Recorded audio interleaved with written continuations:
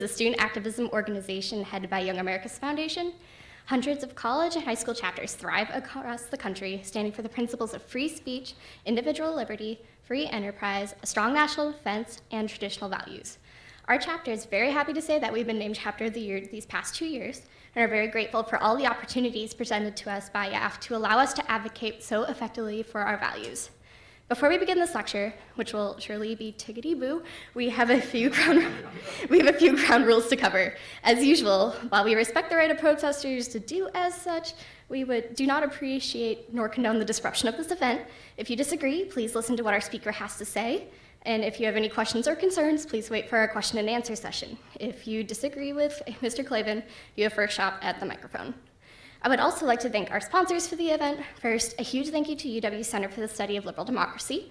This faculty group on campus has time and time again co-sponsored our lectures to allow the public to attend. Their mission is to promote appreciation and critical understanding of constitutionalism and rule of law, and also the meaning and scope of freedom and free markets. They also aim to advance intellectual diversity at UW by taking ideas seriously that they believe have not always enjoyed sufficient respect on college campuses. We would also like to thank Andrew Klavan and the Daily Wire for the promotion of this lecture series, Klavan on the Culture, on the campus, as well as for the live stream tonight. As many of you know, the Daily Wire is a conservative news and editorial website founded by Ben Shapiro, who has a snazzy lecture series also through Young America's Foundation. We would like to namely send a huge thank you to Young America's Foundation and all of their supporters.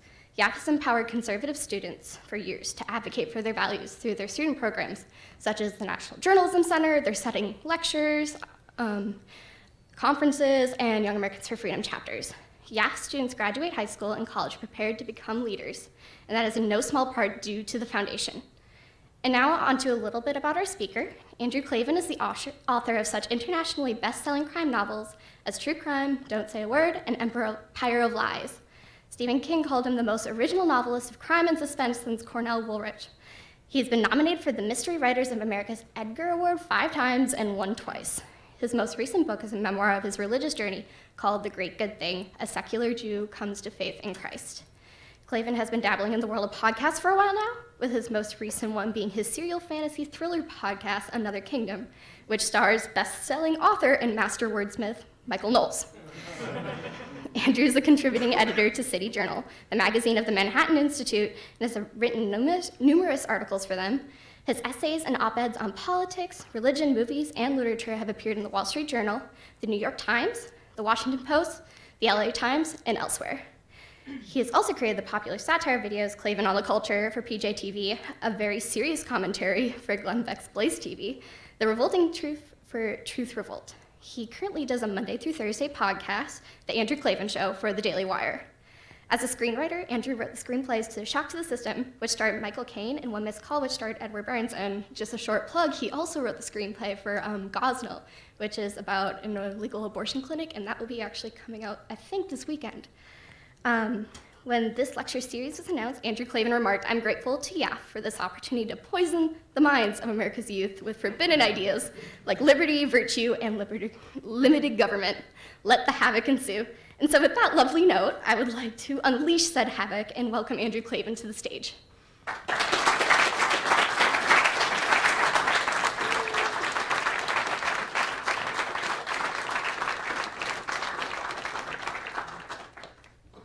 Hi, thanks very much for showing up, and thanks to YAF for having me, and hello to everybody who's watching online.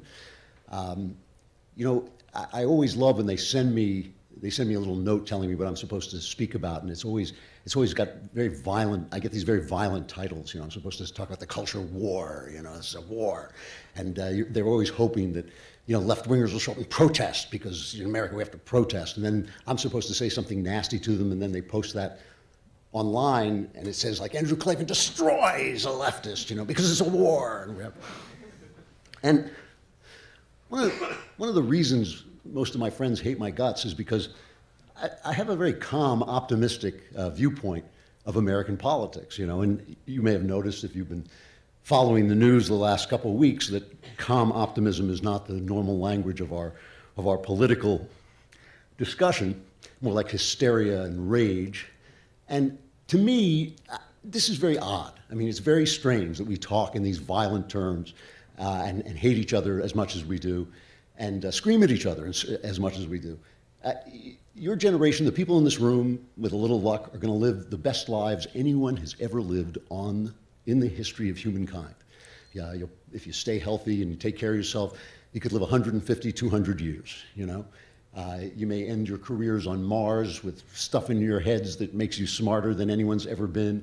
Right this minute, you are freer than any people have ever been, ever on Earth. I mean, no matter what color you are, if you are an American, you have won the lottery, congratulations. You have more freedom than anyone has ever had. And when you look around outside, you know, things are going well. Things are going pretty well. The economy is doing great. I know there's a lot of screaming, but put that aside for just a minute. Just talk about reality, all right? You know, the economy's doing great. We're not in a major war. We haven't been in a major war since 1945. I mean, a world war. You are safer. The crime rate has been plummeting. Violent crime is going down again after a couple of little spikes. It's going down again. It's amazing. The stuff that's happening is amazing. Now, having said that, let me read you a couple of headlines from some reputedly respectable journals. Here is one from the Washington Post. They ran an op-ed recently. This was by a guy named Waitman Wade Bjorn, a Holocaust and genocide studies historian at the University of Virginia. And the headline is, "It's not wrong to compare Trump's America to the Holocaust. Here's why." Yeah, so I hope the laughs are coming from people who know at least what the Holocaust was, right? You know, 6 million people. That's the population of LA and Houston, Texas combined, wiped off the face of the earth, every one of them just as real as you are, killed for zero, for nothing, just for fun, essentially, out of insanity. Why is Trump's America like that? Well, we have borders. All countries have borders. All countries secure their borders. Trump has made a big show of securing our borders. One of our borders is with a country called Mexico. A lot of the people in Mexico tend to be Mexicans. So keeping Mexicans out of the country is like the Holocaust because they're a race, the Jews were a race. That's as far as I could get before I stopped. Another one, and this is a favorite of mine because it's been in at least half a dozen papers, but the one I saw was in the New Yorker, is we're living in the Handmaid's Tale. Now, I read the book of the Handmaid's Tale. I haven't seen the show. It's made by people I know. I know the people, very talented, very left-wing people. But the story is, as I remember, is that it's a dystopian world of the future where only a few women can still have babies. So these women are forced to have sex with elite men and bear their children. Why the elite men don't just marry the fertile women, I can't remember, but they don't. They actually are forced to have it. And, you know, they wear those funny hats and the red things and everybody. So this is in the New Yorker. Why is this like the current world? Why are we living in the Handmaid's Tale? Because now you can choose to have sex if you like. If you happen to get pregnant, somebody may point out to you that killing the baby is not a good idea. So that's why it's the Handmaid's Tale, okay?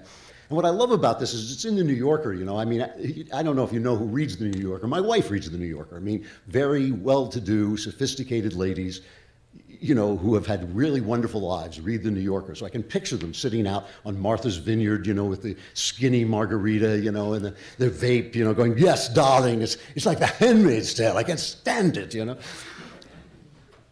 So why? I mean, why is it that we're having this kind of conversation? This is like, and you know, we do it on the right too. I want to be fair. We do it on the right. I know basically every famous right-wing commentator alive. I've met at least every famous. Here are some things they told me. I won't tell you who, but people you know, famous people, really smart people. These are some things they said to me when Obama was president. Obama was secretly a Muslim agent bent on establishing the caliphate in America. Obama would not leave office at the end of his term, but would stack the Supreme Court and overturn the rule that you can only run twice, and he would just stay like a king. And my personal favorite, Obama was like Hitler because Hitler had a propaganda minister, and so did Obama. And I'm the guy who always says, these things aren't true. We're not living in the Handmaid's Tale. It's not the Holocaust. Obama's not the caliphate. It's not, you know, it's not happening, and that's why people hate me. And I ask myself a lot every day, why are we screaming at each other? We are so privileged, so lucky, so happy. Not one of us, not one, is oppressed in this country. So why are we doing it? So here's something my wife taught me. My wife is a therapist, a psychotherapist, and she's specially trained to deal with married couples. And married couples fight over nothing. I mean, fight viciously over nothing. If you haven't been in a long-term romantic relationship, you may have found this with your parents, your brothers, your sisters. You fight over nothing. You have these fights like you're talking about taking out the trash, and you're like, I hate you, you know, you always do this. Why do you do, you know, you're talking about, this is like the heart of your heart, the flesh of your flesh, the love of your life, and you're screaming about the trash, you know? And what she has taught me is that people, when they're screaming like that about nothing, are really screaming about something else. In the case of human beings, it's usually about the fact that something happened to them in their childhood, they need love. They're screaming about love, they're screaming about all the other things. So when we're talking about the culture wars, here's what I came to say. There are no culture wars. We're not arguing about gays. We're not arguing about blacks. We're not arguing about women and men. We're arguing about something else, something much more important. And what we are arguing about, I believe, is something that is unique to this country, that when this country started, no one else had, and now it has spread to the world, but we are still the source and sole defender of it, which is a concept of freedom, of individual freedom, okay? Now, here's the thing about freedom. I think freedom is the most important thing. I think I'm not like other conservatives. I don't care how you live your lives. I do not care. I don't care who you sleep with. I don't care whether you take drugs. I don't care what you do, right? I'm older and wiser than you are, which is not true of everybody. Some people are just older than you are. I am older and also wiser than you are. And I am here to tell you that some of those lifestyles are going to screw you up. But the important word in that is you. When they screw you up, I'm going to be sitting in Hollywood drinking a Chardonnay with the love of my life. Do what you want, you know? I really don't care. But freedom is urgent, even if it hurts you, because the most important thing about you, is who you are, what you were made to be, what your capacities are, what your opinions are, what your ideas are. And here are two things about freedom that you may not know. One is that people do not want to be free. George W. Bush used to say, every man in his heart, you know, every person in his heart wants to be free. And I used to think, you're a Christian, don't you read the Bible? I mean, I don't know how many of you read the Bible, but if you read the Bible, the Jews are slaves in Egypt. They're being whipped. They're being beaten. Moses comes with God on his shoulder, starts performing miracles. I mean, frogs are dropping out of the sky. The river's turning to blood. Children are dying. Finally, Pharaoh says, all right, get out. The people are free. They're let go. The sea opens up in front of them. They cross the sea. They're out. The army, Pharaoh changes his mind. The army, the biggest army on earth, comes after them. The sea closes over them, wipes them out. They're free. 2 days later, they're in the desert, and they're hungry, and they come to Moses and say, why did you take us out of Egypt? You know, we had food in Egypt. We had water in Egypt. We want to go back to Egypt. People do not want to be free. They want to be safe. They want to be safe, and they want you to take care of their problems. They're like, this is true of everybody. They're like adolescents. The adolescent says, I want to drive the car. I'm big enough to drive the car, crashes the car. Who's going to pay for the car? Dad, right? And it's the same thing. Whenever I hear leftists all the time saying, why aren't you paying for, you know, my birth control? And I thought, you make your decisions, you pay for your birth control. You know, you do what you want, but pay for it. People don't want to be free. And the other thing is, people don't want you to be free. They want to control you. They want to tell you what to think. They want to tell you what to do, and especially people in power. People love power. They get their hands on power. They want to use power. So here, those are the problems. Those are the problems that the people who founded this country were facing. They had read history. They knew all this was true, okay? They built a machine. The machine is the Constitution. I don't know if any of you have ever played the game Mousetrap.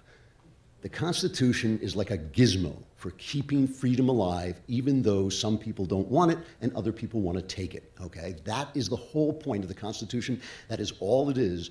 It is a machine for keeping freedom alive. And the way they do it is they put different power centers in different places, right? They have the Senate fighting with the president. They have the president fighting with the House. They have the Supreme Court supposedly being the referee of the whole fight. But most importantly, they have a battle between the states and the federal government. They give power to the states.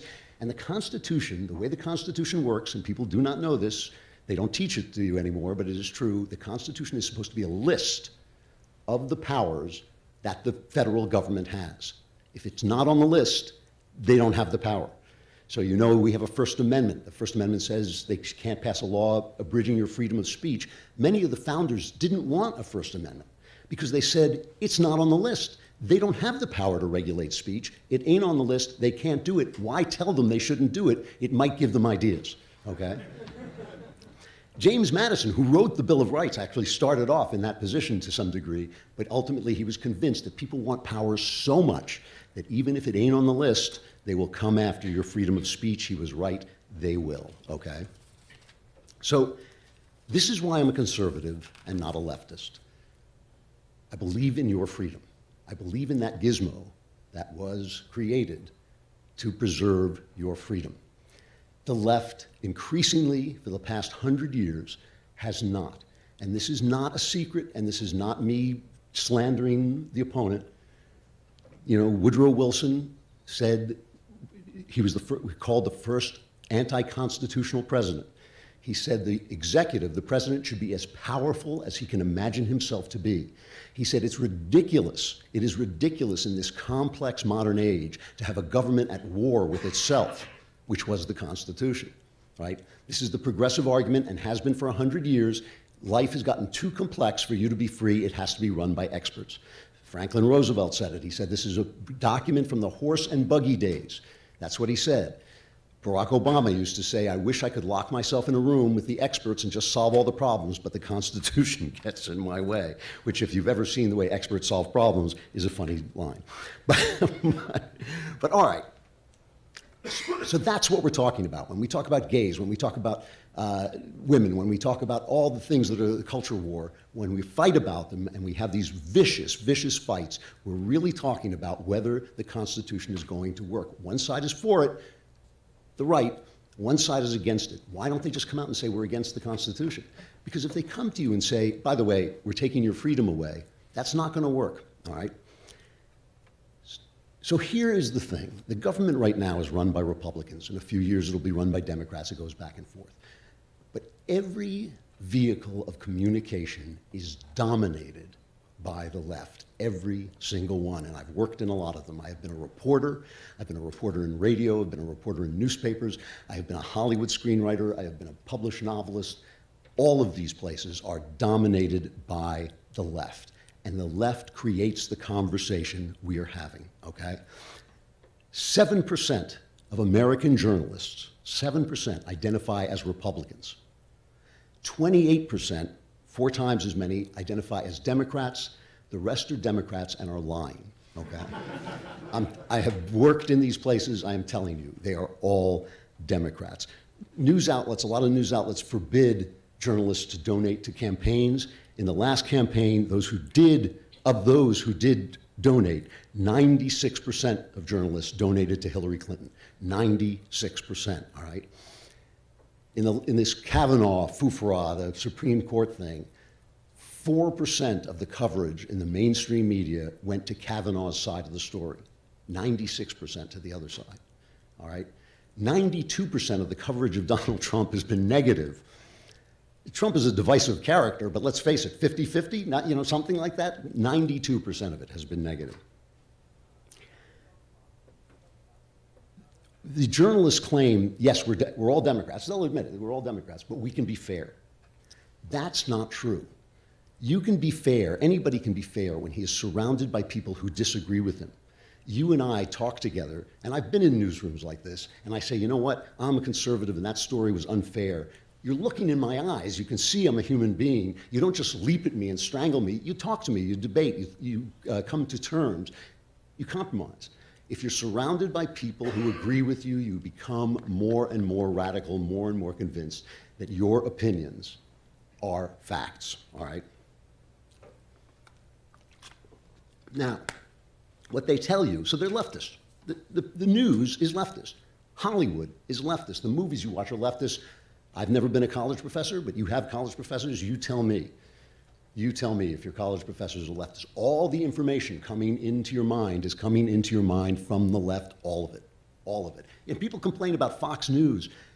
Because it's the one place where you get a right-wing perspective. It's got 1/10 of the audience, 1/10 of the audience of all the other news stations, of CNN and the networks. It's got nothing, but it's so powerful that somebody's disagreeing that it makes people crazy.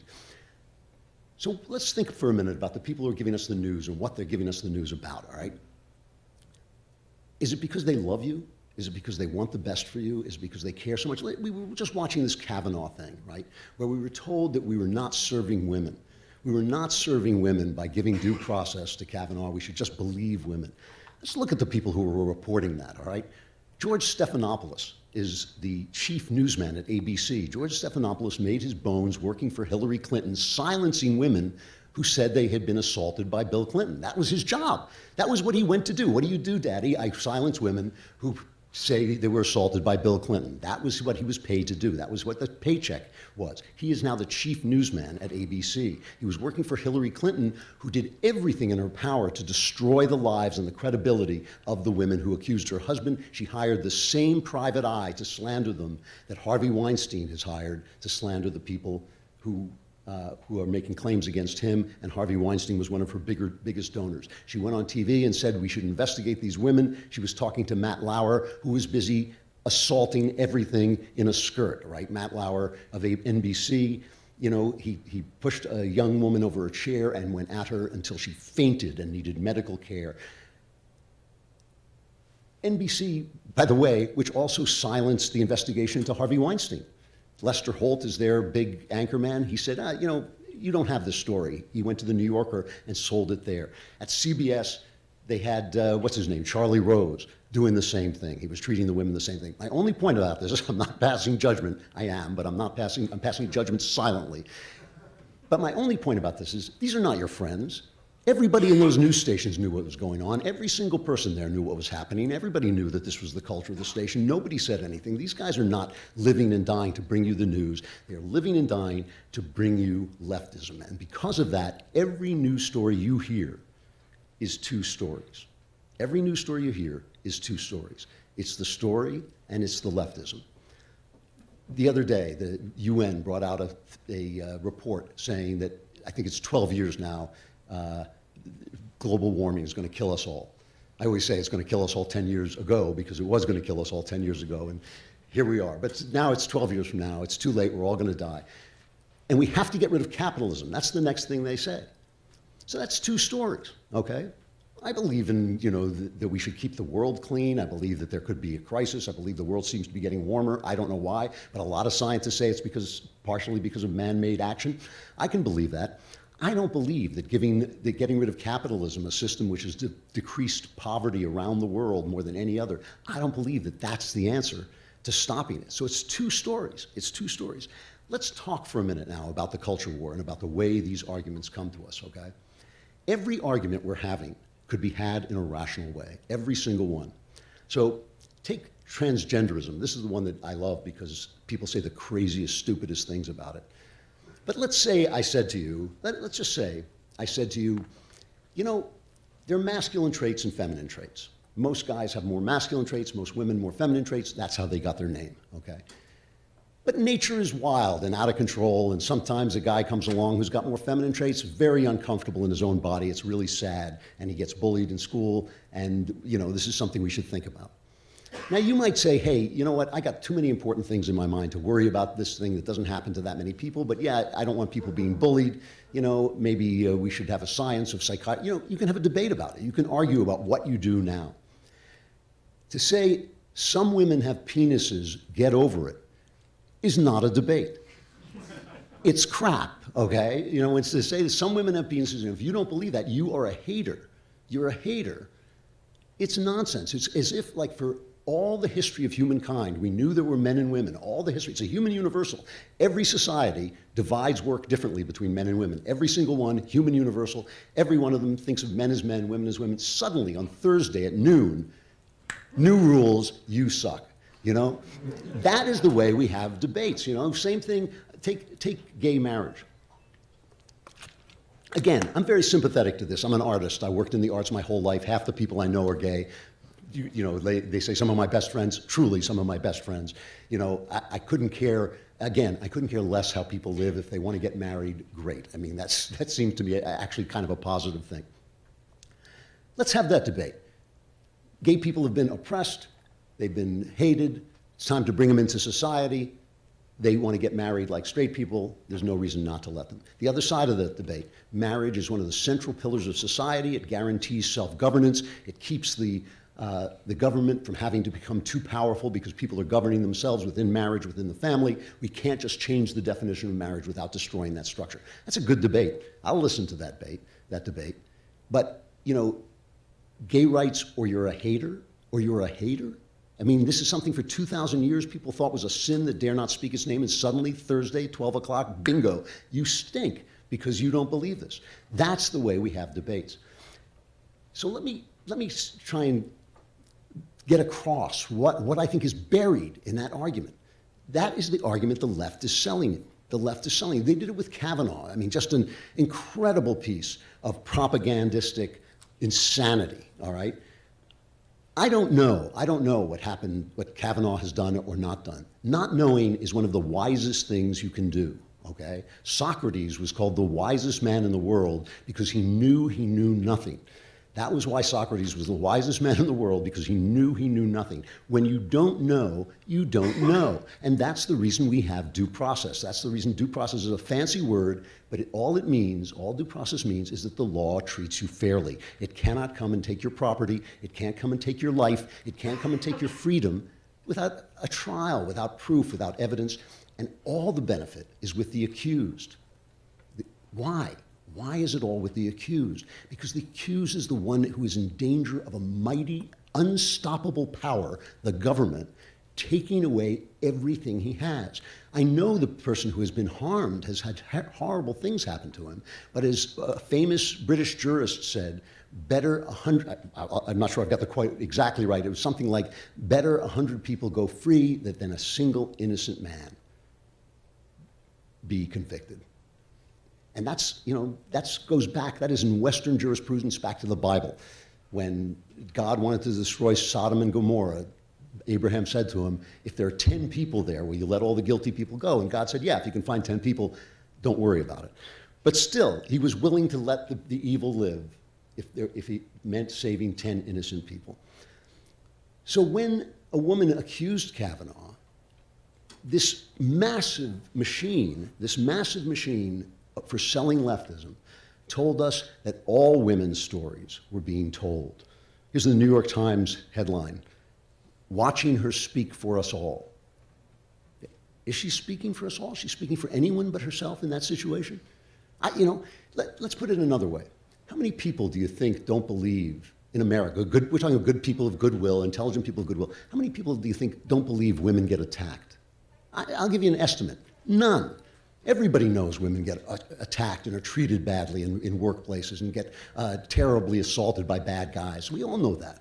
There's no debate. There's no buddy on the other side to say that's not happening. The only argument is about due process. So I don't want to go on forever because I want to hear your questions. I come here actually to hear your questions, but I want to read you something that I think everybody should read. It's talking about the fact that we have these fights, but buried in these fights is the fight over the Constitution. And one side, I feel, the right, is being honest. One side is telling you, we are trying to save the Constitution. An American conservative, that's what he's trying to conserve. He's not trying to conserve white power. Believe me, I could give a rat's about what color people are, what gender people are. I don't care about that. What I want is for them to be free. I'm too old, rich, and happy to care what you are. I really am, I just want you to be free. So one side is being honest. We want to preserve the Constitution. We want to preserve due process. And the other side is telling us, this woman is speaking for us all, is telling us, oh, you're a hater if you don't like gay marriage. Oh, you're nuts if you don't think a woman can have a penis. I mean, that's what the other side is telling us. When the court decided wrongly, I think, that gay marriage was a right, Antonin Scalia wrote a dissent, which I think everybody should read, because he got at the issue. I've already told you how I feel about this. I'm very liberal about this, on this issue. So it's not it's not any animus toward gays that makes me say this. It's about the Constitution. The Constitution is a list of powers. If it's not on the list, they don't have the power. They don't have the power to regulate marriage. That belongs to the states. They don't have the power. So here's what Scalia said. He said, the substance of today's decree, this is the decree that there is a right to gay marriage, is not of immense personal importance to me. He doesn't care what gay people do. The law can recognize as marriage whatever sexual attachments and living arrangement it wishes. Your state can decide anything is a marriage, and it can accord them favorable civil consequences from tax treatment to rights of inheritance. Those civil consequences can perhaps have adverse social effects, but no more adverse than the effects of many other controversial laws. So it is not of special importance to me what the law says about marriage. It is of overwhelming importance, however, who it is that rules me. Today's decree says that my ruler and the ruler of 320 million Americans coast to coast is a majority of the 9 lawyers on the Supreme Court. That's the fight we're having. Can they just take your right to self-governance away? Your right to self-governance is the right in your state, in your locality, to decide how you want to live. You don't want to live like that? Leave. Leave Tennessee, go to New York. You'll find a totally different world there, okay? This is the structure, this is the machine that was built to preserve your freedom. And I'll just end with this. Freedom like this does not come along often, and it doesn't last long, okay? You've had it all your lives. I've had it all my life. It's easy to think it's here to stay. It did not drop out of the sky like the gentle rain from heaven.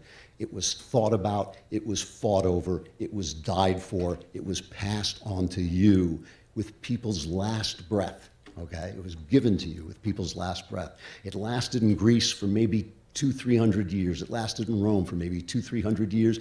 The British, from the Glorious Revolution to World War I, maybe 300-200 plus years. We've been going here for 200 plus years, okay? It's getting old. It's fragile. It's dangerous. Hold on to it. Don't let it go. Don't let them make you hysterical. Don't let them divert you with other arguments. We are talking about the Constitution. We are talking about freedom. And that is the only culture war that is going on. Thanks very much.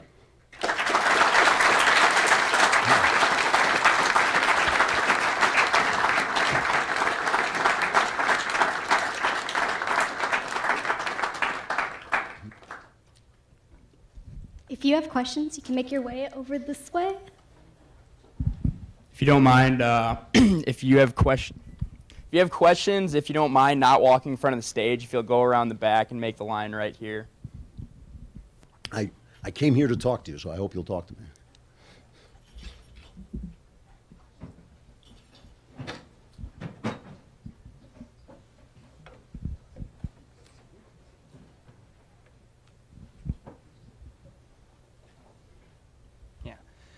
Hey, Andrew, a big fan of the show. Thanks for coming. Thank you.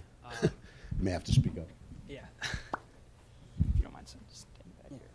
For the past 4 years, I've decided to stop supporting any businesses that promote leftist ideas, right?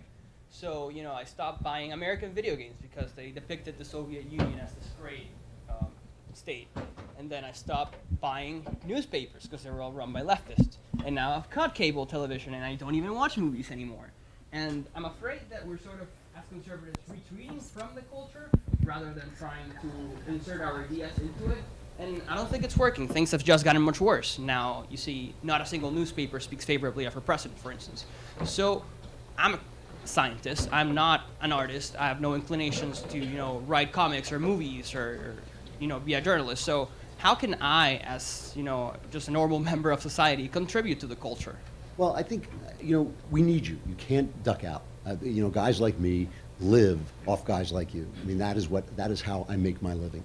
If you walk away, and conservatives do this all the time, I hear this all the time, I don't watch movies anymore, they're too leftist. I don't watch TV anymore, they're too leftist. But that's actually, it is true that they're too leftist, but they're not only leftist. There are things that break through, and you need to patronize them. You need to pay attention. There are newspapers, like the Wall Street Journal, that are thoughtful and, right of center. There are movies like the Dark Knight movies, which are some of the most conservative movies ever made. You know, we've got this film, Abby was nice enough to mention Gosnell, that opens on Friday. You know, this was put together with baling wire and string. I haven't seen it yet. I hope it's good, but Nick Searcy is a great guy and a great director, so I hope he did a good job. You know, you got to patronize that stuff. You got to show up for it. Some of the greatest writers of our time have been conservatives, guys like David Mamet, Tom Stoppard, Tom Wolfe. These guys have all been conservative. And you can contribute by talking about them and buying them and tweeting them and advertising them and spreading them around. The stuff is there. You have to find it. And it is one thing, we can't always be in defense. It is one thing to constantly be tearing them apart. But it's another thing to just abandon ship. The only other thing I'll add to that is conservative culture doesn't always look like conservative life. So one of my favorite conservative shows is The Sopranos. It's filled with violence, it's filled with cursing, it's filled with sex, but it's a very conservative show because it's about the moral order, and it's about how the moral order is established by God, and it's about one guy who violates every aspect of the moral order and what it means to him and what it does to him. So you shouldn't immediately judge people, judge art on the way it looks. And I think there's just a lot of good stuff out there. You just got to find it. To that? Yeah, so I understand that, and I do try to patronize conservative media when I find it. But for every person like me, who supports the Daily Wire and whatnot, there are 5 crazy leftists here in this university who do genuinely believe everything they read in the New York Times and they see on CNN. So then I imagine, 10 years from now, when I'm working, purifying petroleum, these leftists are going to be the ones teaching my children about the gender unicorn and making TV shows about these things. So, it's a numbers game, I feel, and I don't know if I should even be concerned about the growing popularity of these radical leftist idea in the media, or do you see what I'm saying? Yes, and of course you should be concerned, but you shouldn't be despairing.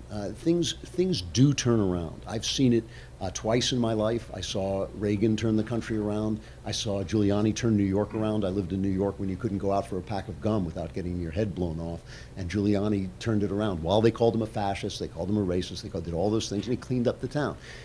So, when you look back in history, the Victorian age, one of the most sexually restrained and one of the most creative politically and artistically eras that ever existed. It came after an era of great leftist revolution and sexual experimentation and insanity, some cultural insanity. And then you had the Victorian era. You don't know what's coming. The 50s came after the 20s, which was the same way. You do not know. I always like to tease the guys at the Daily Wire because they like to go on the air and talk about what's coming. And I always say the future is what hasn't happened yet that you don't know what it is. That's my definition of the future. And so you don't know what's coming. I think this fight is worth fighting. I think we won a tremendous victory in this Kavanaugh thing, a tremendous victory for the rule of law and against mob law. So these things happen. Who would have thought that Donald Trump would lead some of this stuff? Not me. I hated the guy. I'm still not that fond of him, but he's doing a good job. You just don't know what's going to happen. It is worth fighting for. It's worth fighting for.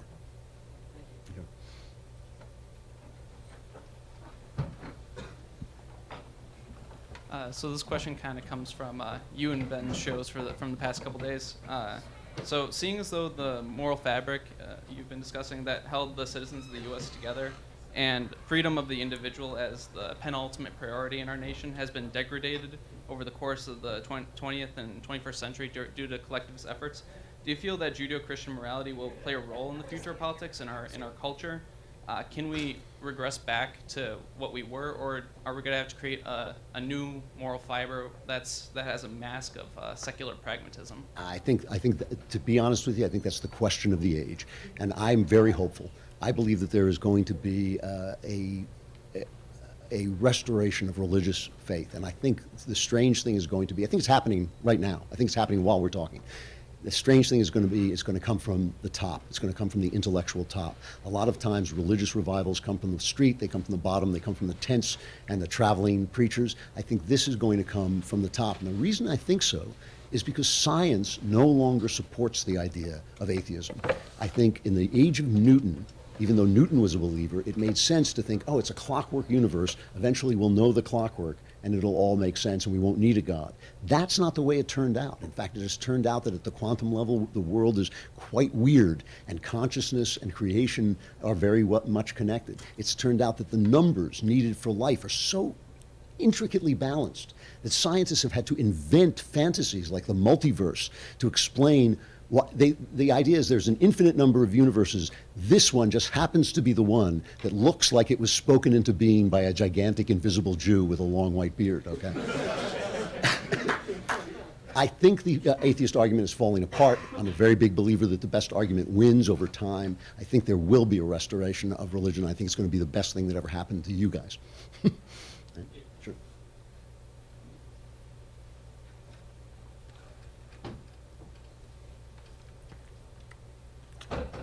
Hi, thanks for coming to our city, even though Shapiro didn't have as much of a fun time here. Did he not? Did they chase him out? And thanks for Werewolf Cop. That is the best book I have ever written. Read, sorry. Thank you so much. It's one of the worst titles I've ever come up with, and one of my best books. I hope everybody will read it. Werewolf Cop, yeah.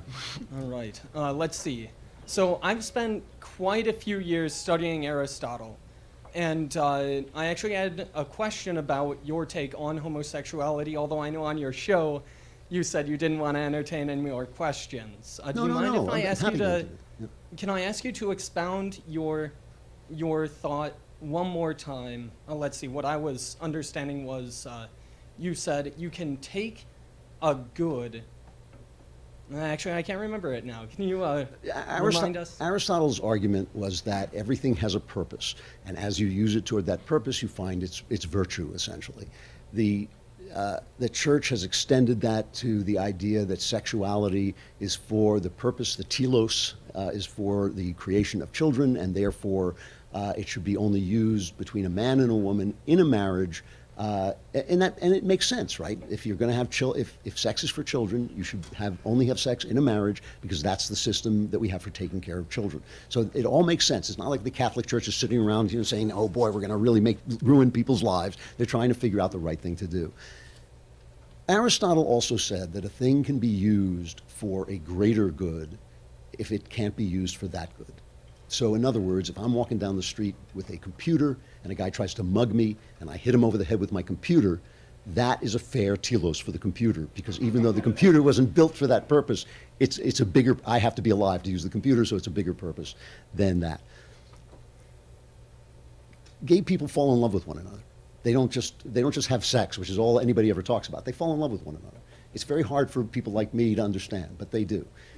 And so in that case, you are using sex and intimacy for a secondary purpose that, it seems to me, is a worthwhile purpose. Romantic love is one of the consolations of life, which can be very sad and lonely and tragic, okay? And I don't see why they should be deprived of it, because they cannot, I admit that they cannot use it for its original telos. I also admit that there's a hierarchy, that it's more important that we have heterosexual couples than homosexual couples, because if you get rid of all the heterosexual couples, ain't gonna be no homosexual couples, right? So like, obviously there is a hierarchy, but that doesn't mean, just because something is off-center, doesn't mean it's wrong. That's where I think the church goes wrong. It obviously is off-center, I'll grant that, but that doesn't make it evil. And I don't really see why in a consensual relationship between two adults, it is evil. That's my argument. Can I Yes. Yeah. rebut? All right, so my problem is that all the examples that I can think of require using matter in action, like using the computer now to smack. But you're not using the computer as computer there, you're using computer as club. And like, you can chop down a tree and subvert the purpose of tree to then build a house. But these are all using things as matter. When you're talking about repurposing an action, are you even doing that action again? If you remove the tools and the wood from carpentry, you're doing basically yoga now. And is it like, that's what I don't agree with, is I agree you can use matter for a new purpose, but you cannot repurpose an action for exactly as you said, the end is not there. I'm not sure I agree with that. I think that's a sophisticated argument, but I'm not sure why that's true. I mean, if you take, and we are matter. I admit that we are more than matter, but we are, actually I don't admit that. I think we are matter that speaks of something more than matter. But we are matter, and any action, chopping down a tree using a computer is an action.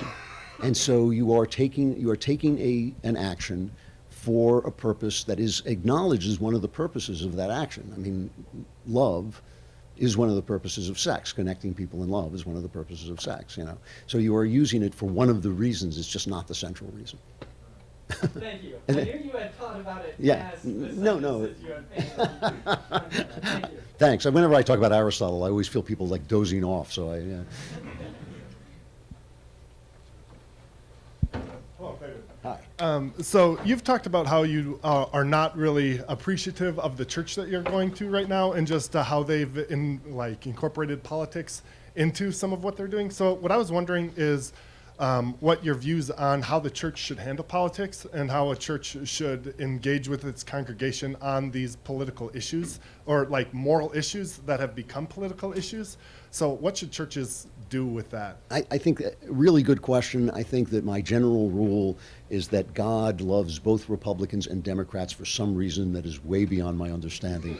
But since this is obviously true, and since we have to trust that most people are acting out of goodwill, which I think is true, most people are acting out of goodwill, I think what the church has to do is establish the ground rules of the argument. So for instance, immigration.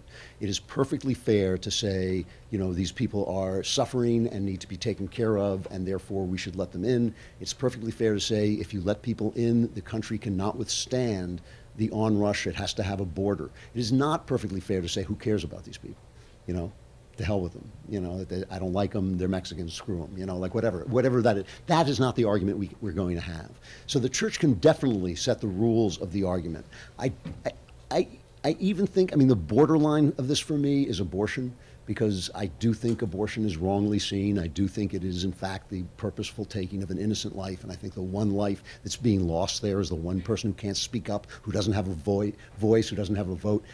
But even in that situation, I would understand a church person saying, let us have this, argument in keeping with our beliefs of protecting the innocent, protecting the weak, making sure that power does not run wild. And that's what I think churches should do and can do, Can I ask one more thing Yeah. on that? So do you think that churches should just preach Jesus then to bring people together, or should they also teach values and how to live in life too? So Well, Jesus said, I'm not here to bring people together. He said, I've come with a sword. I'm going to separate the closest people. Listen, I think if you just teach Jesus, you will start They killed the guy. This is the, this is the thing. He didn't come down to earth to say, be nice. This is the thing that drives me crazy. If he was here to see, you don't get killed for saying be nice. He was saying something really radical. He was expecting you to live by values that are very hard to live by when things get hot, right? And so, yeah, teach Jesus, and you'll cause enough trouble without talking about what's happening in the news that day,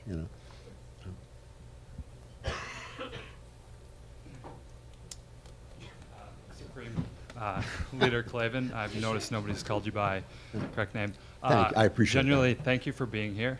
It's great to see you in person.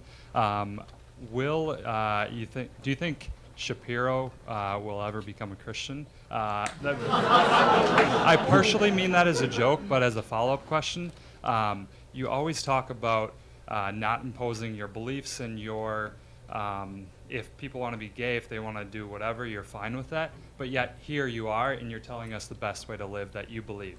So how do you bring that into evangelism, and what does that look like personally for you? Well, first of all, I've repeatedly said that I'm not telling you how to live except to be free. And the reason I want you to be free is because I want to be free. And I think that's part of freedom. Yeah, you want to get married to your boyfriend, fine, but the guy who doesn't want to come to your wedding shouldn't be driven out of business, because your freedom is other people's freedom, their freedom is yours. So that's the only limit. And as I say, as a pal, I'll tell you some of the ways you live are pretty bad. As for Shapiro, we have a contest. We believe the first person to convert Shapiro goes to heaven like this. Gunshot. It's funny. I would be surprised if Shapiro ever converted because, in all seriousness, because he has a deep network of family and friends who that would be a violent act almost. I have faith that God has a special dispensation for the Jews, and as I've told Ben repeatedly, I'm smuggling him in. Anyway, but you had one other question there. Yeah, so with that, and even your view on the afterlife, what's your theology on evangelism, and how does that actually play out for you? Because it's unique, and I always have questions when I hear you talk about it, and it's more of just a comment, and I'm... Yeah. Yeah. I think, I certainly believe that Christianity is good for you. It will give you the best possible life. And therefore, whenever I get a letter from somebody who says that listening or reading me has led him back to God, I am always incredibly moved, okay? One of the problems I have with evangelism is I think it goes in the wrong direction. I think people start by saying, believe in Jesus, and then this, and this. If you read Shakespeare, who's like my favorite writer of all time, right? Shakespeare doesn't do that. What he does is he shows a world that exists in the ramifications of Christianity. So in other words, when you do something wrong, it bends the moral universe and it has an effect on you. So that's what I think we should be talking about, because the thing about Christianity is everybody knows it's true. Because what are the results of Christianity? The results of Christianity are that you're not a bag of chemicals, you're a human being, you're a person. You know that already, The result of Christianity is that hurting a child is not as good a thing as giving a beggar bread. We know that, We just get rid of those things when they become difficult for us. And so all Christianity does is say, look, here's the proof. Here's the proof. Here's what God looks like. Here is God as he is spoken into being. So I think if you start with life and get to Christianity, you'll be a much better evangelist, and that's what I try to do.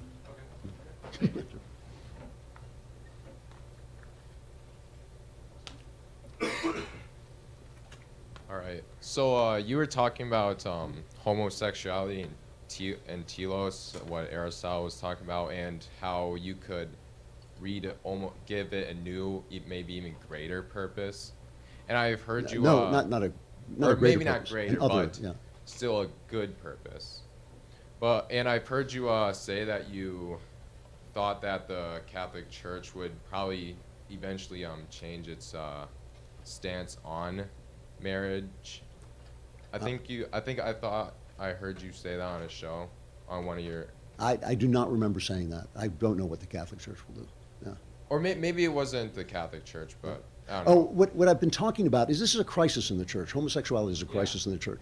And in my view, and I'll let you finish your question, but in my view, right this minute, what you've got is churches that accept homosexuality and are intellectually corrupt, and churches that don't accept it and are somewhat, I think, maybe a little bit restricted in ways that Christ would not have been. So that's where I stand. I think there's got to be a new kind of church that says, that basically has a theology about this that they haven't thought through yet. Okay. Well, would you support being? At least it sounds like you would. But would you support being more lenient and not condemning it as a sin? What I think, the only thing that offends me that churches do is when they chase gay people out of the church, when they won't let them take communion, when they say you're not welcome here. Jesus never mentioned homosexuality, but he came down like a ton of bricks on divorce, okay? And having seen a lot of divorce in my life, I think Jesus had this right. He knew what he was talking about, all right? If you get divorced, you go to church and there's a divorce group. You get together with your divorce group, okay? And you talk about that. Now, that's not what Jesus said. He said, don't get divorced. He said, you're one flesh, don't break it up. But if you go to church and you get divorced, they have a divorce group. If you're gay, they kick you out in a lot of churches. And that doesn't make sense to me. The table is open. The meal is for everybody. The door is open. And that's the way I feel about it. And I believe this of every single person, you and your God should be talking about your sex life, okay? You and your God should be talking about your sex life. You don't have to talk to me about it. I get no votes on where you go after you die, okay? I get 0 votes. But you want to talk to the person who's got the power in this situation. And so I really believe that it might be that a gay man goes to God and God says, this is not what I want for you. That may be. it's not for me to say it. I don't feel. One more thing. Yeah. Can I have a handshake? Sure.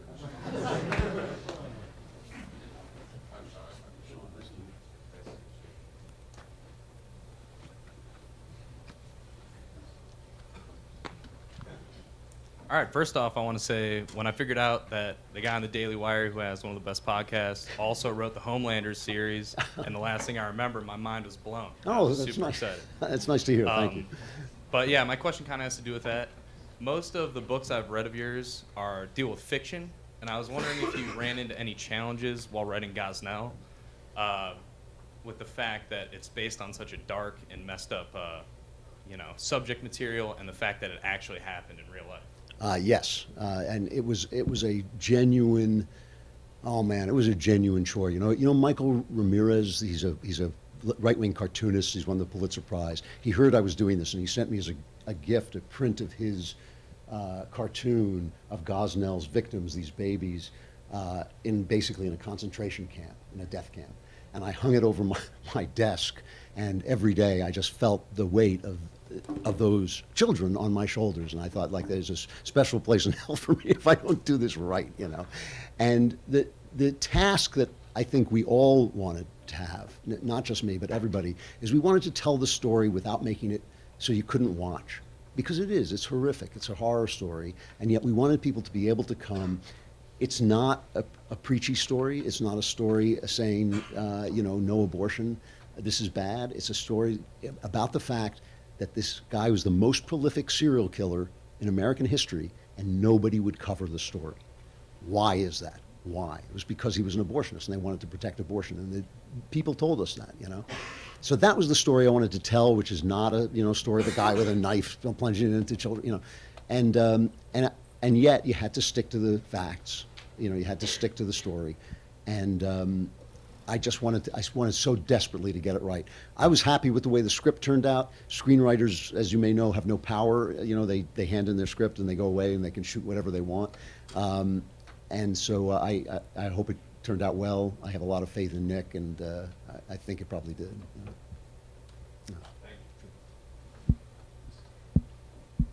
This next question will be the last question. Hi.